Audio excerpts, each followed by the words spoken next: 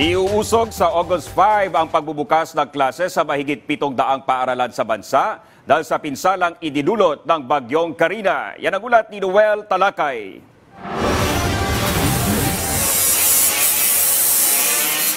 Kinukumpuni na ang nasirang kisame ng Masambong High School.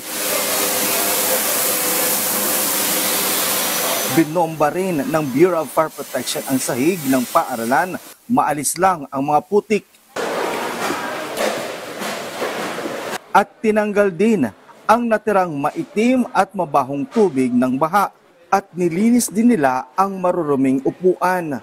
Dulot ito ng pananalasa ng bagyong Karina nitong nakarang araw. Tulong-tulong ang buong komunidad ng ating mga magulang, mga mag-aaral natin, ang ating mga guro na halos araw-araw ay nandito. Ang mga magulang, ang mga kapulisan natin. Kasama rin ang mga volunteer mula pribado at pampublikong sektor na kiisa para matiyak na maibalik sa ayos ang nasabing paaralan.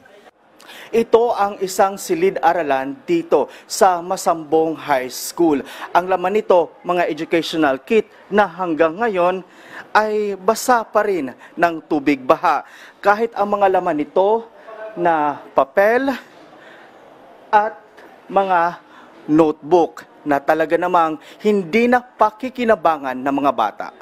Naubos lahat ang mahigit 1,000 mga educational kit na gagamitin sana ng mga batang papasok ngayong school year. Nakatutuwa naman ang ating mayor kasi ay nagsabi siya na papalitan naman ang mga learning kits na ito. Ang kanilang mga upuan, yung iba nasira at yung iba naman inanod na ng baha.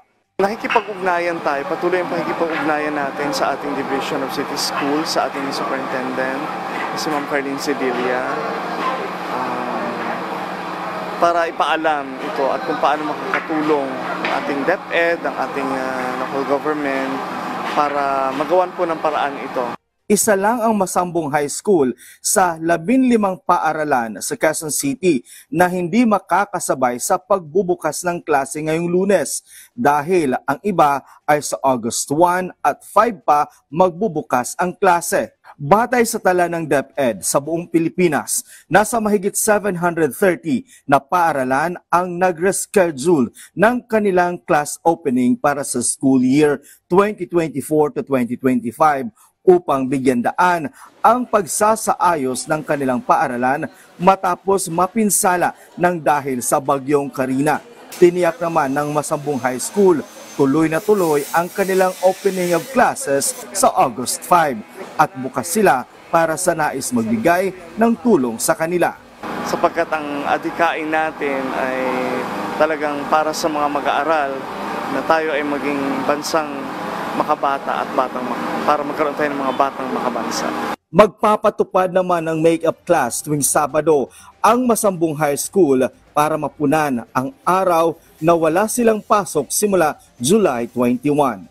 Noel Talakay para sa Pambansang TV sa Bagong Pilipinas.